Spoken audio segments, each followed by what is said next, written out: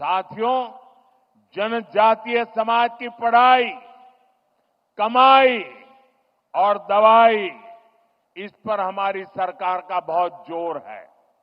आज डॉक्टरी हो, इंजीनियरिंग हो, सेना हो, एरोप्लेन पायलट हो, हर प्रोफेशन में आदिवासी बेटे बेटियां आगे आ रहे हैं। ये सब इसलिए हो रहा है क्योंकि बीते दशक में स्कूल से लेकर उच्च शिक्षा तक आदिवासी क्षेत्रों में बेहतर संभावनाएं बनी है। आजादी के 6-7 दशक बाद भी देश में एक ही सेंट्रल ट्राइबल यूनिवर्सिटी थी। बीते 10 सालों में एनडीए ने, इस सरकार ने 2 नई सेंट्रल ट्राइबल यूनिवर्सिटी देश को दी है। इन वर्षों में अनेक डिग्री कॉलेज, अनेक इंजीनियरिंग कॉलेज, दर्जनों आईटीआई आदिवासी बाहुल्य जिलों में बने हैं। बीते 10 साल में आदिवासी जिलों में 30 नए मेडिकल कॉलेज भी बने हैं और कई मेडिकल कॉलेज पर काम जारी है। यहां जमुई में भी नया मेडिकल कॉलेज बन रहा है। हम देश भर में 700 से अधिक एकलव्य स्कूलों का एक मजबूत नेटवर्क भी बना रहे हैं। साथियों, मेडिकल, इंजीनियरिंग और टेक्निकल शिक्षा में आदिवासी समाज के सामने भाषा की भी एक बहुत बड़ी समस्या रही है।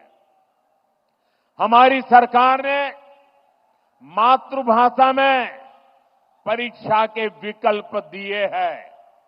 इन फैसलों ने आदिवासी समाज के बच्चों को नया हौसला दिया है, उनके सपनों को नए पंख लगाए हैं। साथियों, बीते 10 साल में आदिवासी नौजवानों ने स्पोर्ट्स में भी, खेलकूद में भी कमाल किया है। इंटरनेशनल टूर्नामेंट में भारत के लिए मेडल जीतने वालों में ट्राइबल खिलाड़ियों का बहुत बड़ा योगदान है। आदिवासी युवाओं की इस प्रतिभा को देखते हुए जनजातीय क्षेत्रों में खेल सुविधाओं का विस्तार किया जा रहा है।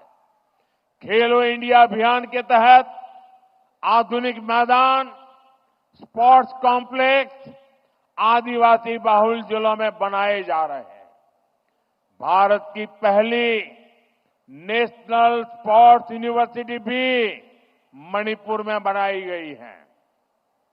साथियों, आजादी के बाद 70 साल तक हमारे देश में बांध से जुड़े कानून बहुत सख्त थे।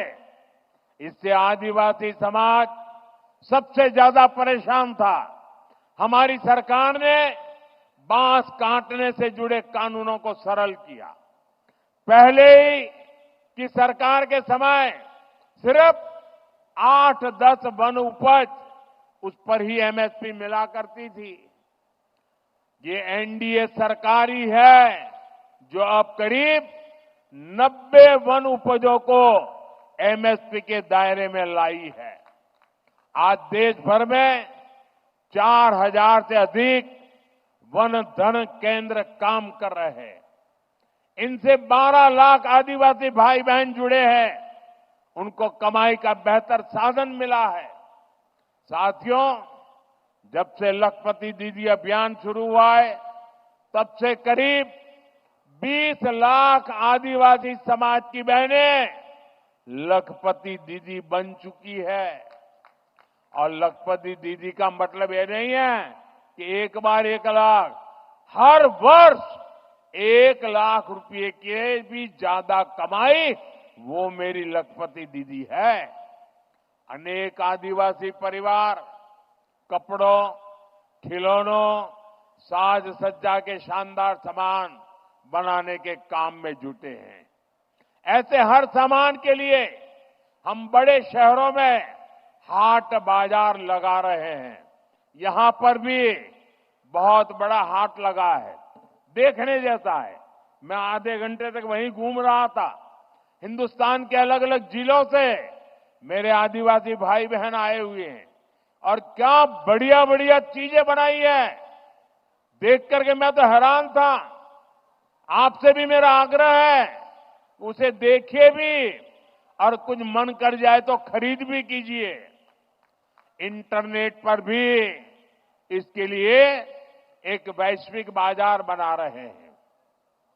मैं खुद भी जब विदेशी नेताओं को गिफ्ट देता हूं तो इसमें बहुत बड़ी संख्या में आदिवासी भाई बहनों द्वारा बनाए गए सामान में भेंट करता हूं। हाल में ही मैंने झारखंड की सोहराई पेंटिंग, मध्य प्रदेश की गोंड पेंटिंग और महाराष्ट्र की वारली पेंटिंग विदेश के बड़े बड़े नेताओं को भेंट की है। अब उन सरकारों के अंदर दीवारों पर ये चित्र नजर आएंगे। इससे आपके हुनर, आपकी कला का दुनिया में भी यश बढ़ रहा है। साथियों, पढ़ाई और कमाई का लाभ तभी मिल पाता है जब परिवार स्वस्थ रहे। आदिवासी समाज के लिए सिकल सेल एनीमिया की बीमारी एक बहुत बड़ी चुनौती रही है। हमारी सरकार ने इससे निपटने के लिए राष्ट्रीय अभियान चलाया है। इसको शुरू हुए 1 साल हो चुका है। इस दौरान करीब 4.5 करोड़ साथियों की स्क्रीनिंग हुई है। आदिवासी परिवारों को अन्य बीमारियों की जांच के लिए ज्यादा दूर जाना न पड़े, इसके लिए बड़ी संख्या में आयुष्मान आरोग्य मंदिर बनाए जा रहे हैं। दुर्गम से दुर्गम इलाकों में भी मोबाइल मेडिकल यूनिट स्थापित की जा रही है।